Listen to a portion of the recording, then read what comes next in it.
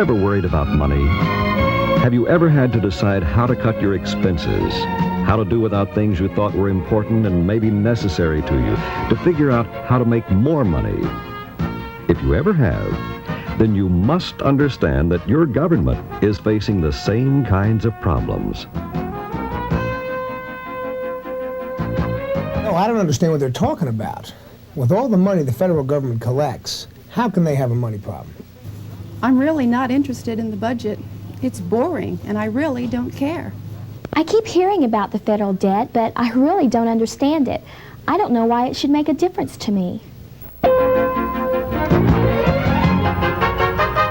What all of these people are talking about is a problem most of us know very little about, and even more of us aren't interested in.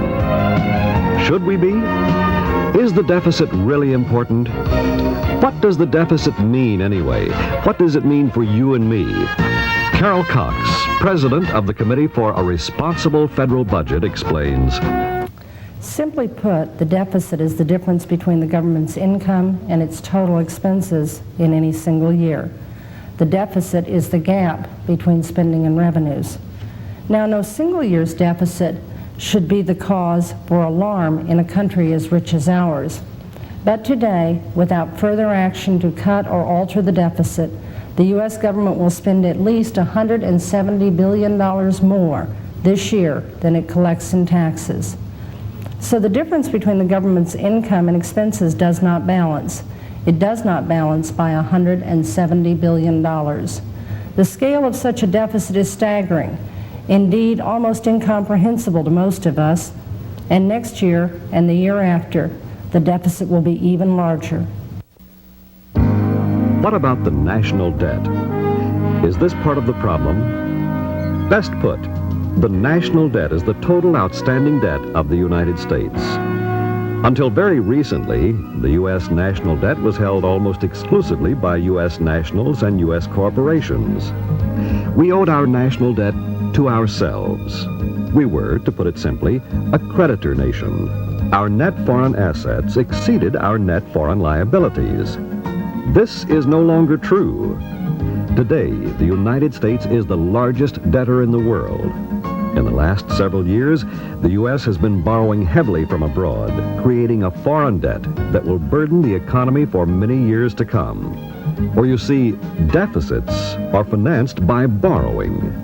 And the United States government is the most gargantuan borrower in the world today.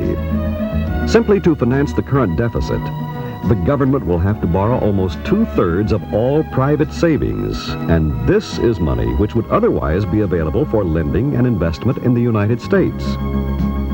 Money for lending and investment that should go to business and industry for new plants, equipment, and jobs, to individuals for houses, cars, and other consumer goods, instead of to finance or support the deficit. Let's look at where the money is on the spending side of the budget. We spend our nation's money for direct benefits, including Social Security and Medicare, defense and non-defense discretionary spending and interest. As you can see, there is real money on both the revenue side and the spending side. On the spending side, the real money, about 70% of the entire federal budget, is in two places: defense spending and entitlement programs. Non-defense discretionary spending includes the operation of most government agencies, Interior, Justice, State, Treasury, even Congress, and the White House. This area of the budget has been cut in recent years, both as a percent of total federal outlays and as a percent of gross national product. So when we spend more money than we have to borrow. And borrowing forces us to pay interest. So what? Well, to begin with, we're paying $100 billion a year more than we were just 10 years ago for interest. Interest on our current national debt. $100 billion is half the cost of the Social Security program, 1/3 the cost of defense. It's more than the federal government spends every year on education, housing, and agricultural subsidies combined. And it's $100 billion less that we have to spend every year for all the services and programs we want our government to provide. The higher the deficit, the more money we lose every year to fund current needs. It's money lost, paying for the past and mortgaging our future. Many of our nation's leaders not only think the federal deficit is important, but that it presents a crisis to the future, a crisis that is at hand, and a crisis you will have to deal with. A crisis you cannot ignore. Right now, today, every man, woman, and child in the United States would have to pay $10,500 to eliminate the debt. But you say, why worry? Because I won't have to pay for it. I haven't paid anything yet, but you will, or your children will. In 20 years, that burden falls right on you at a time when you're finally starting to make some money, finally starting to move up in whatever field you've chosen, trying to expand intellectually, all those things, boom. That deficit may mean a lower standard of living. That deficit may mean that you have higher taxes. That deficit, for sure, is going to mean a different kind of economy. So, wait a minute. You don't mean my salary is going to have to be lower to pay for the deficit? But I don't owe anything. I didn't borrow this money. Okay, then, if I'm responsible, what can we do about the deficit? We really must ask, what do we want from government? What can we do without? Once we decide what we want and what we can do without, then we must provide revenues to pay for what we want, not just pass on the bills to future generations.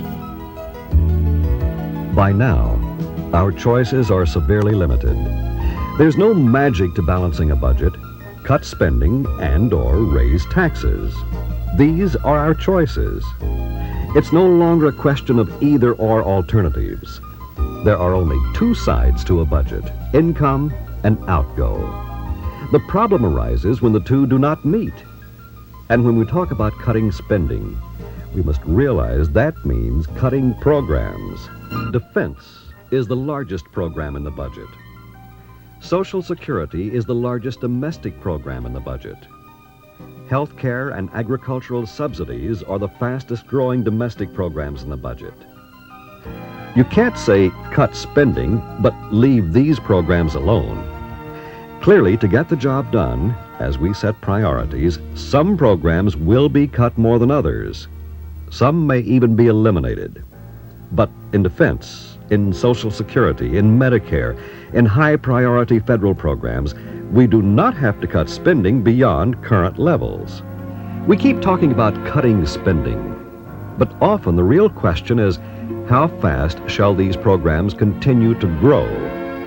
Can we, the people, help our leaders exercise fiscal restraint? If only defense grows more slowly than now proposed, if only Social Security and Medicare grow a little slower than they would under current law, that restraint could contribute significantly to solving the deficit problem. There can be no sacred cows. The whole budget must be subject to scrutiny.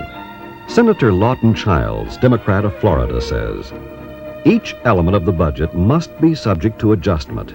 Neither domestic spending nor military spending can be off limits, and we must be candid about revenues.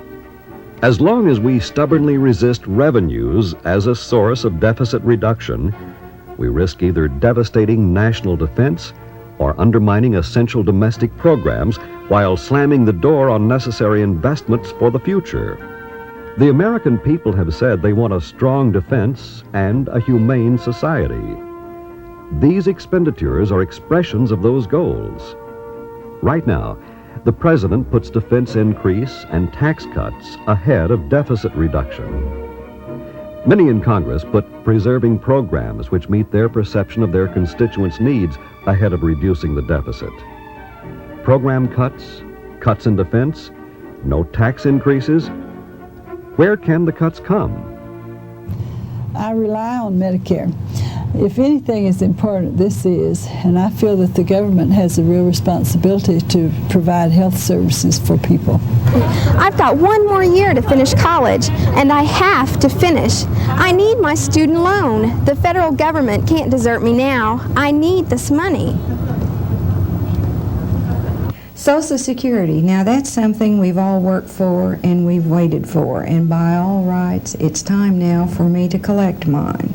I've counted on Social Security, I've paid my share, and I think any cut would be a disaster. I've grown up on this land. My father worked this farm, my grandfather before him. This is the heart of America. I can't believe the government would turn its back on farmers. The list goes on and on. Each of us has things we want, need, and have come to expect from our government. The problem is those needs, although important to each of us, are not the same for all of us. Consensus? Agreeing on where the cuts must come is one of the greatest challenges that faces our nation's leaders today. Robert Kilpatrick, chairman of the Business Roundtable Budget Task Force, says, "We know that you simply cannot solve the deficit problem if we refuse to scrutinize the largest domestic program in the federal budget, namely Social Security. And you can't solve the deficit problem if we refuse to confront and slow the growth rate of federal spending for health care." The choices are difficult ones. The programs we're talking about are important programs for many. The prospect of a tax increase is unpopular, not only with the public, but with their representatives. Tim Penny, Democratic representative from Minnesota, says, they would accept it. I think the real problem you have talking about taxes is if people think that you're going to raise taxes as a way to balance the budget, they don't buy that. They want to see us really put the emphasis on squeezing down the spending side as much as possible. So this is the bottom line. We must move deficit reduction to the top of the political agenda, or we will not solve the problem. Our system of priorities needs an overhaul, and immediately. Our political leaders will face those hard choices only when they're convinced that that is what their constituents want, what you want.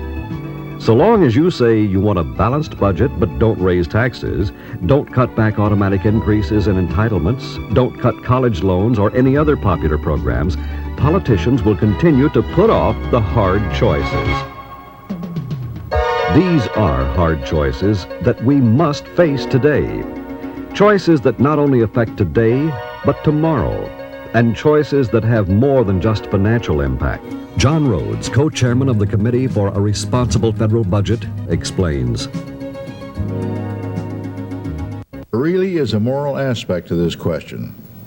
You and I inherited a country richer financially and in terms of opportunity than our parents and our grandparents enjoyed. Will we consume it all? Will we pass on to our children and our grandchildren less opportunity than we inherited and debts we run up today as well? If an individual behaved in this fashion, we would call him a wastrel. Dick Bowling, former chairman of the House Rules Committee, summarizes the problem. What we're talking about literally is the survival of Western democracy as we know it. The question is, can we manage our nation's fiscal affairs in a responsible fashion and still re-elect our political leaders? If we cannot, the system cannot survive. Not only this nation, but all of our Western allies face the same dilemma. How long can we continue to lead the world as we go deeper in debt to the rest of the world every day? How would we meet an emergency when we already are overextended to pay for decisions we made in the past? How much longer can we ask everyone to pay the bills for what you want? Solving the deficit problem will require some very hard choices. In the short term, there will be some pain, fewer government services and higher taxes. But in the long term, we all will enjoy a better life if we simply get this problem under control.